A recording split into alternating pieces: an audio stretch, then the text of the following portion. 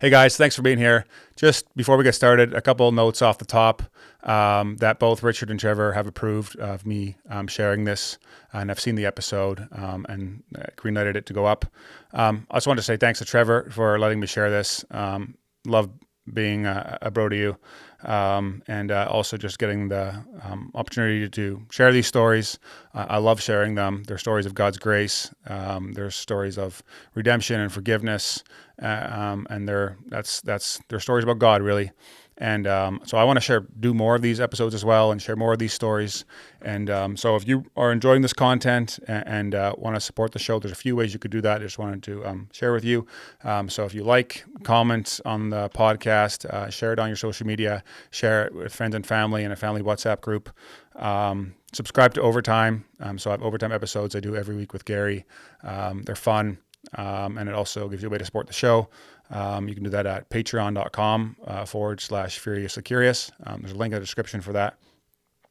And then lastly, just topic ideas that you have for me. If any questions, there's no topic that I won't talk about.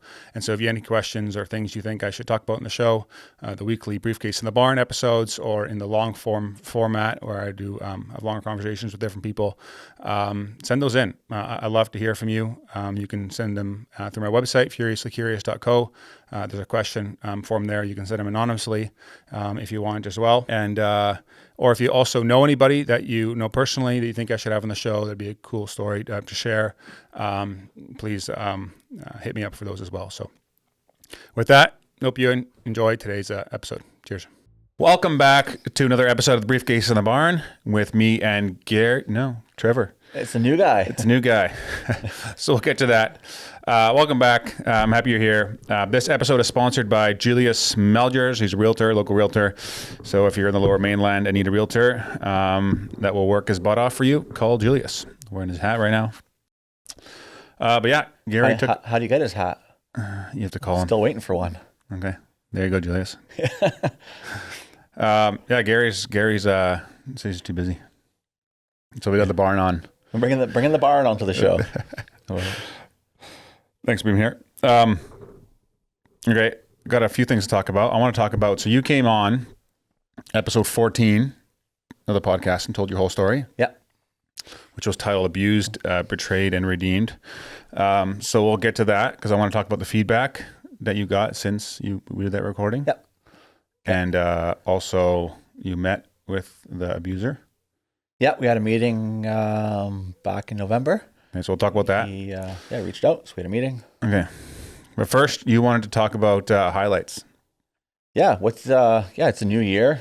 I guess by the time this comes out, it'll be a week into it. But your top 5 highlights of 2024. That's 5 things. You going first or me going first? You got to go first. I asked the question on this time. Okay. So I wrote them down. So me and Nicole go back together? Yeah. For good? Just in I think they're us both doing Freedom Session.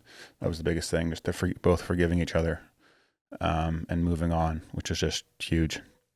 I'm super thankful for that. So that got baptized at Easter. Yeah. That was amazing. Pretty big deal. Yeah. Praise God. Yeah. Started the podcast again, which is a big deal for me. I hadn't been doing it for like 3 years or whatever, almost 3 years. Yeah. And I really enjoy it. So it's fun to be doing that again and creating content. Coaching company took off. Of course, quitting I had a really good job and quitting that and starting my own thing and coaching. So I got a lot of nervousness around it. Has that taken off now? Quite a bit the coaching? Well, I have more coaching more guys than I ever have, and nice. Okay.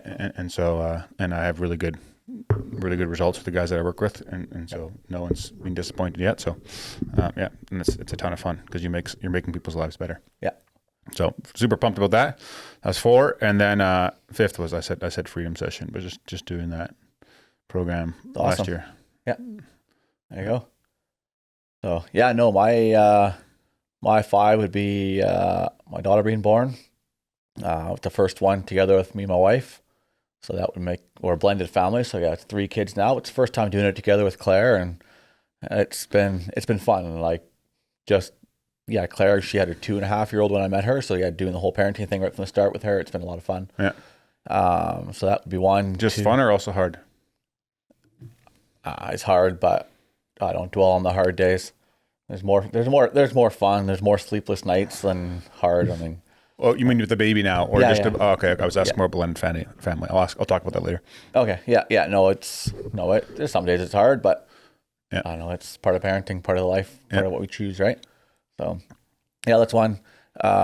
Two would be doing my freedom session grad and coming on the podcast here with you and sharing my story and creating a platform for other abused people to feel comfortable with talking.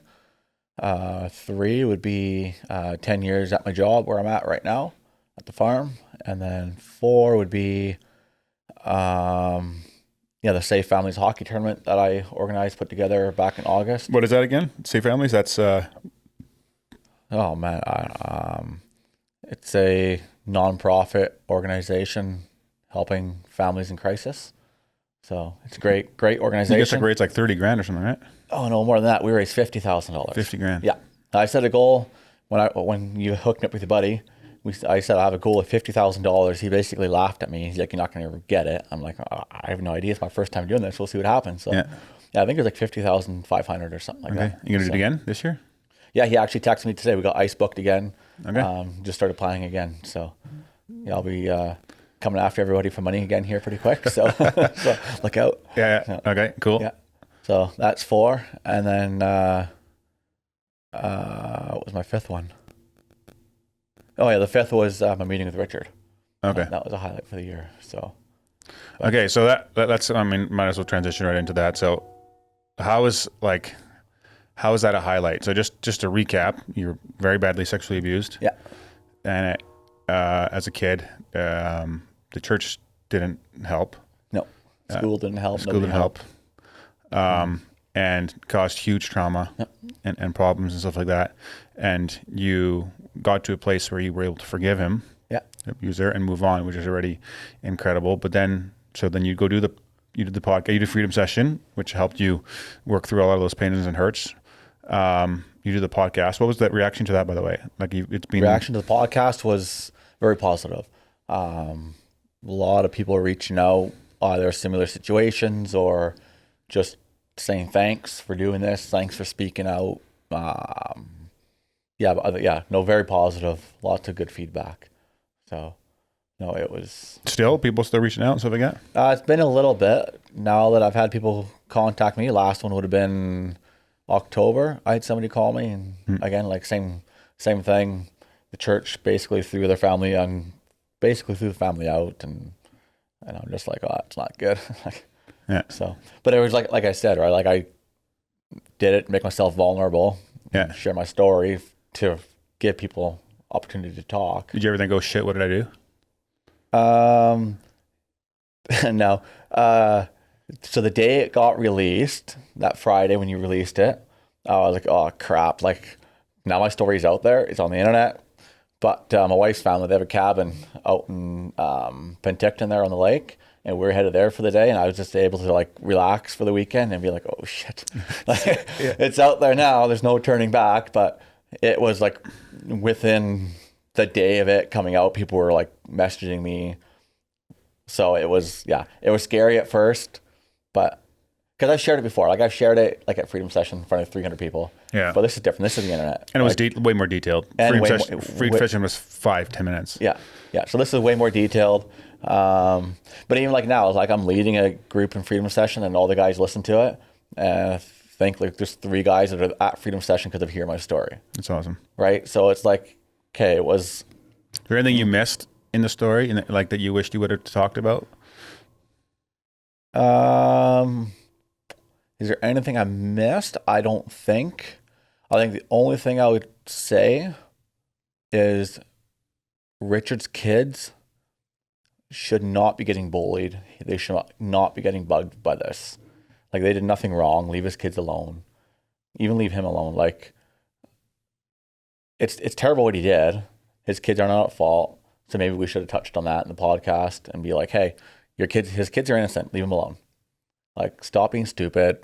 Just back off. Yeah. So, maybe. Okay. I mean, okay, so Well, I want to talk about that a little bit more. So you did this podcast, whatever, Yeah. and all of a sudden you get a call. Like, walk me through how you got to meeting with Richard again. Well, it was about a year ago already. He or his pastor had emailed my parents, I believe, and asked if any of the boys would ever be open for a meeting. Who's his pastor? I don't even know his name. It's a Dutch name. I have no idea how to say it. He told me at the meeting when I met with him, but I honestly forget it. So I was expecting it to come, but it never came. And then it was end of October, maybe beginning of November. Get a text from Gary. He's like, "Hey, can I come for coffee?" And I was like, "Okay, like he's come before, right?" Like, so what did he email your parents? He was emailing them about him. Well, he was a new pastor at the church there. Yeah. And he was trying to, I guess, because he was attending the Lord's Supper in the church there, and said he has work to do before he's allowed to attend. So I guess, yeah, he emailed my parents. I don't know the details of it. But yeah, he reached out. And then, yeah, part of it was if any of us would be open for a meeting or an apology or...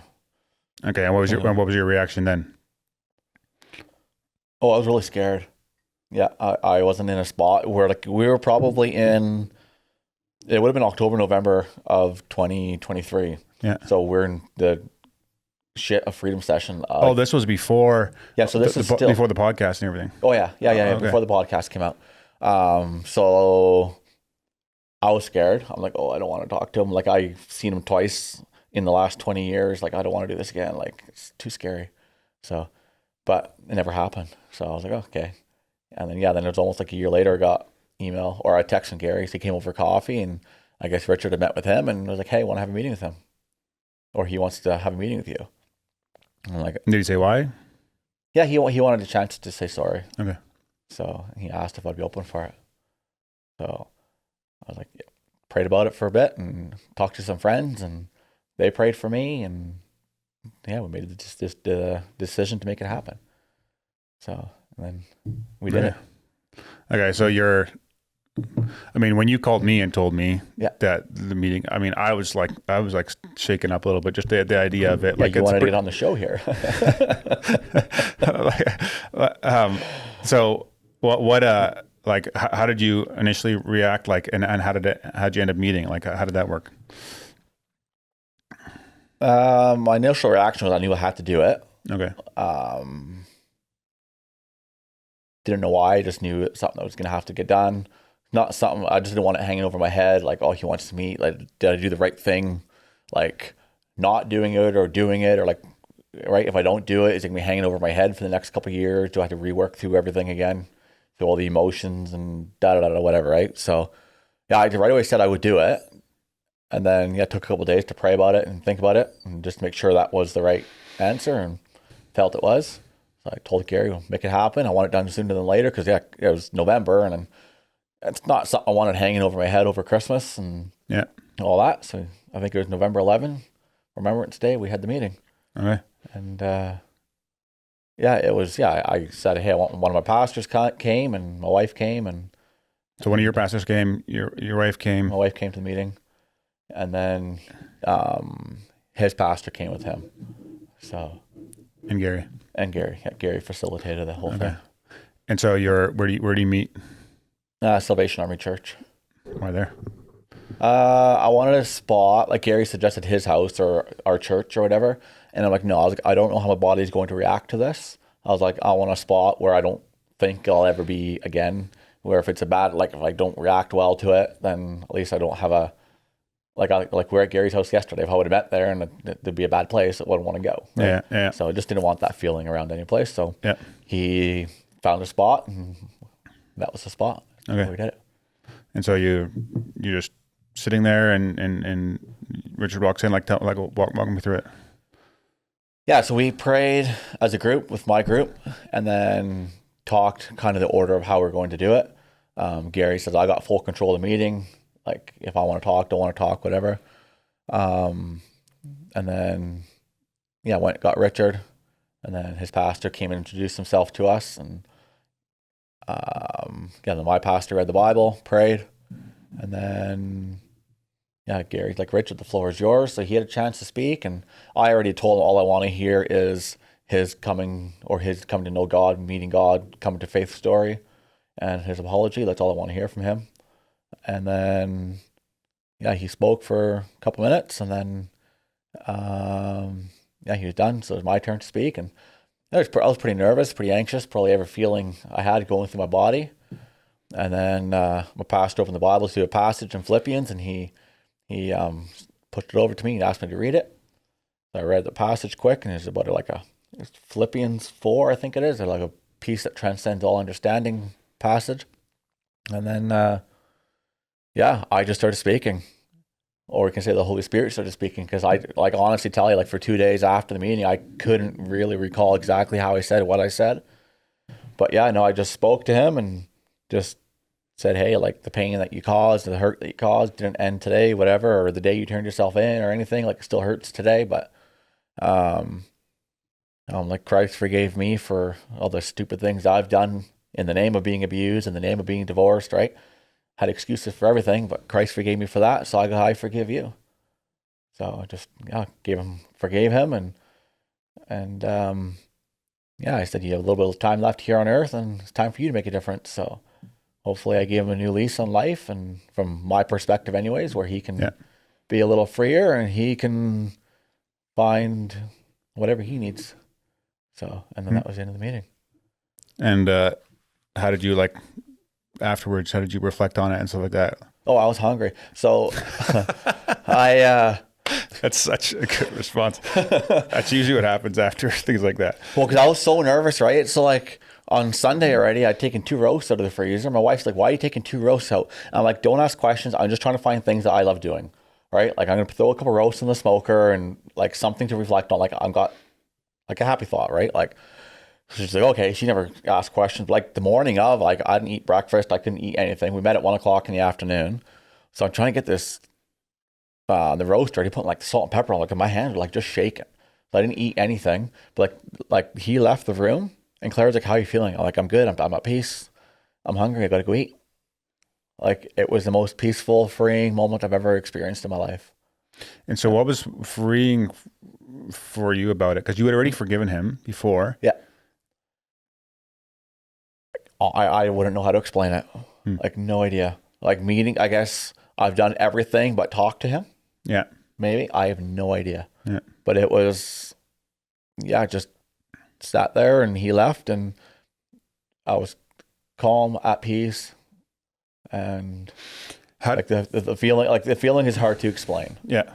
So there were other victims as well, and that haven't met and stuff like that, and it doesn't change their stories and stuff like that. So how do you navigate that side of things like that? Well, I made sure I said to him, look, I speak for myself and myself only. Right? I don't speak for anybody else. And have you talked to other people that have been abused and say, how could you do this? How did you get to this spot? So I've told 2 of my brothers, and they are 110% on my team, 100% supportive of what I did. And my mom knows, maybe my dad knows, and they think I'm crazy, but that's okay. Not in a bad way, but they just oh, how could you ever do that? But And so I think the answer to, the Christian faith is all about forgiveness. Stuff like that. That doesn't mean that justice doesn't need to happen. Justice needs to happen, and there's real consequences to sin. All the other stuff. But what would you say to someone that has been abused and stuff like that? And because is it helpful to say you need to forgive them? Is it helpful to say the abuser wants to meet and they don't feel safe to meet? Do they feel no, you have to get to a spot. And it takes time. And like Claire said, if this would have happened a year ago when I first thought it was going to happen, I would have said no. I wasn't ready for it. Right? God was still working in my life, still working through healing. We did the whole freedom session thing. I've said, I've done the forgiveness, did the forgiveness with the freedom session. It took it even deeper, and this took it even more deeper and more meaningful.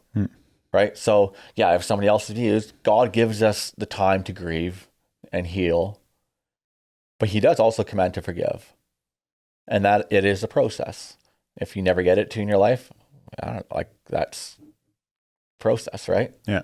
So yeah, Your process was 20 something years. yeah, it was, well, 13 when he turned himself in, and I was 35 when I met him, so 22 years later. Oh. Right? And I only seen him twice in those 22 years. Yeah. So, well, now 3 times. But it's crazy. And do you Very happy I did it. Are there still like remnants of the abuse that still impact you? Like, is there any flashbacks for you? Do you get like anger on waves? Do you like any of those? Is that all gone too? Everything's gone. Wow. Like I can talk freely to people about it. And I don't know if it's just because I put my story out there, so it's out there, and it's just like, hey, like, this is my story. But like, yeah, I don't feel anything from it anymore. Like, so when you meet someone now that has been sexually abused, like what advice do you give them? That has been? Yeah. Go to counseling, get help. Talk about it. Talk about it. The more you talk, the more free you become. And that's another thing. I've told my story like how many times, right? Yeah. It's just like the less grip it has on you. Less grip it has on me, the less control it has on me. And it is so freeing. And just, yeah. And like, you think like when he contacted me to ask if he could apologize, I went into the meeting thinking, okay, I'm doing this for him because the Bible says I have to do this for, like, that's what the Bible says we have to do. I left the meeting, I was like, that was for me. Mm-hmm. Like, and he probably thought the same thing. I don't know, I haven't heard, but he probably feels he can move on 1 step. And I felt I moved on 20 steps. Like, it was amazing. It's awesome. Yeah. That was pretty cool. Well, I'm super pumped that you can just share that as well. Cause I think it's just, like, it's evidence of God being real, because it won't happen otherwise. not from like, our own human desires and stuff like that, because we want to take justice in our own hands, or we want to yeah, that's the biggest thing, right? Like, you have to get past wanting justice in your own hands, right? Like, you just gotta let God take control. Like, and be like, yeah, God, do what you got to do. Yeah, I'm gonna do what you tell me to do. Yeah, so, but justice does need to happen. 100%. Yeah, yeah, and especially for things like that, you can't let that go, right? Yeah. So, and it's not like I was abused yesterday and I forgave him the next day. No, like we said, it was 22 years. Yeah. And so if this happens in a church now, because you said his pastor, they said they listened to the podcast and are going to make a bunch of changes in their church or something? Yeah, he said something along the lines that they have a separate committee now where you can call or text or meet anonymously and report stuff. Like, I don't know the details of it all. He just briefly mentioned that at the meeting quick. So that's a huge step in the right direction. Yeah. Right, to ending the cover-up stuff and just stop covering it up. Yeah. Right. So yeah, that was cool. Put it all the way out in the open. Yeah. Okay. So I want to go back to the blended families comment. So you live with a blended family. So your wife has a boy, 5, and you have a daughter, 12, and you have your own together now. Newborn, 6 months old, almost. So that's super. I mean, you're a pretty happy guy, yeah, and you figured it out and stuff like that. But it also has a lot of challenges and stuff. How do you navigate that? And has the lessons you've learned from getting over this abuse helped you in navigating it and stuff? And yeah, because like with the abuse, and the healing and everything, I learned like I'm not in control of anything. God is. So like when we're dealing with all the court stuff that we're going through constantly, and we don't get answers or things don't go our way, it's like, I just got to constantly remind Claire, like, we just got to trust that God's in control, right? Like when Liam or Lily are at their other parent, just trust and pray that God takes care of them. Like, that's all you can do. So, yeah, it's hard. Yeah. But yeah, you just, and you learn to not parent differently, but just do life differently. Like this year we had them both for Christmas. We had all 3 kids for Christmas this year. Next year we won't, right? You can make a big deal about it, or you just be like, okay, we're doing Christmas a different day with our kids. Yeah. Like, you got to adapt, right? Yeah. So focus on the things you can control. Yeah. And that's one thing you can, right? Is how you approach it all. Yeah. Yeah. So, but we found a cool podcast too. It's called the Blended Kingdom podcast or family or something like that. Okay. So they have, an episode that comes out every week, or so, I think it is. Okay. That they talk about blended families and church and everything regarding it and how to do things, which is helpful. What's been helpful? Like anything stick out? Nothing particularly like massively sticking out. Just the day-to-day things, right? Like do this or don't do that. Things to do when your kids come back from the other parent. Practical. Just practical, everyday practical things. So, which is cool. Huh. Okay. Cool. That's awesome. What else you got? Because those are all the notes I had to go over today. So, well, my highlight number 6 of the year, buddy at work told me I'm supposed to tell him. So Dawson Barten, he came back to work for me. So okay. He wanted to be on the show, so I had to plug him in here. Throw him on there. Okay. Yeah. Okay. Well, I do want to talk about. Let's see here. I mean, my notes from Gary. See if we can grab something from that. In a reply to a podcast, you bring up something about supporting NASA and research and wasting money. Well, that applies to us too. Why do we need more than a $5,000 car and a nice house and eating dinner out and such? We're all guilty of wasting money. You have any thoughts on that? We're all guilty of wasting money. Should we all just live with the bare minimums even if we're making more and stuff like that? So I actually the guy that sent this in, we talked back and forth about it a little bit. I really think that money, like anything, is just a gift from God. Yeah. Like just like kids are, just like your talents are if you're really good at piano or something else like that, like business or something else like that. They're all just gifts, and we're told to steward them well and to just like use them wisely. But we're also allowed to enjoy them. Like you're allowed to enjoy your kids. You're 100%. And so you're allowed to enjoy your money. Yep. But it's not your money. All of our money is God's money, and He tells us to manage it. And so just do it in a way that.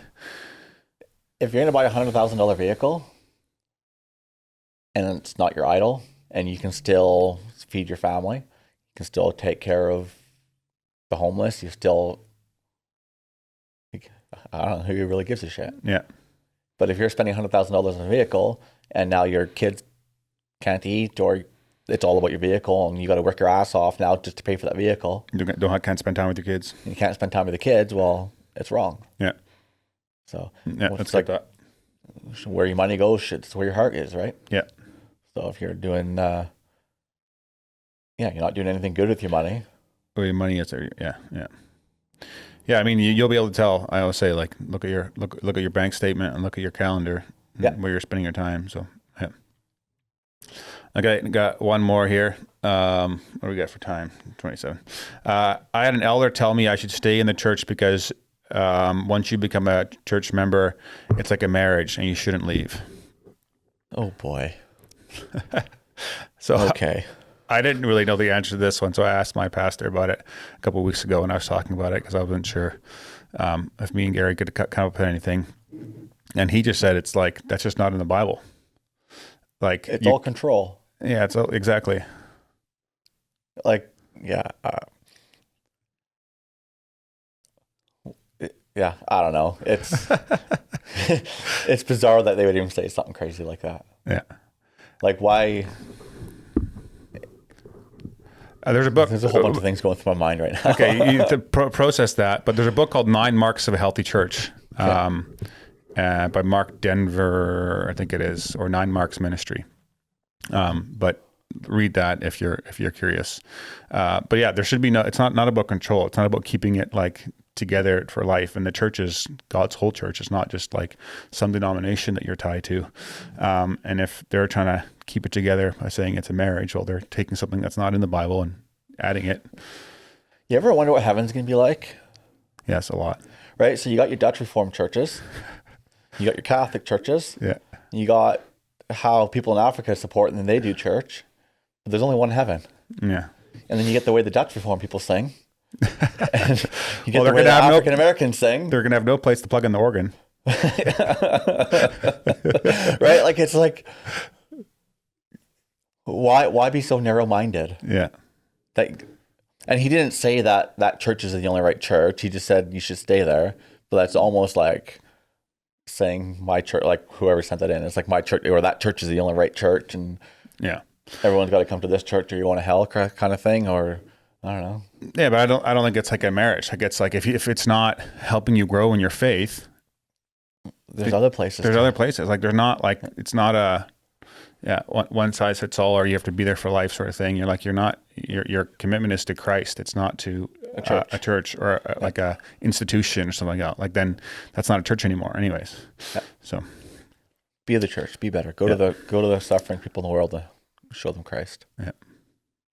Okay. Anyways, that was today's episode. I do want to talk to you about as well that you went and met with the church that kind of protected the abuser as well, right? You met with the consistory? Oh, yeah. I went there too. Okay. We'll talk about that in overtime. So Okay.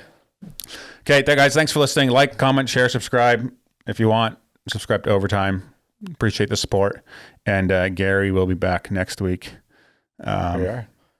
Or unless he bails again. But we'll see. Okay, cheers.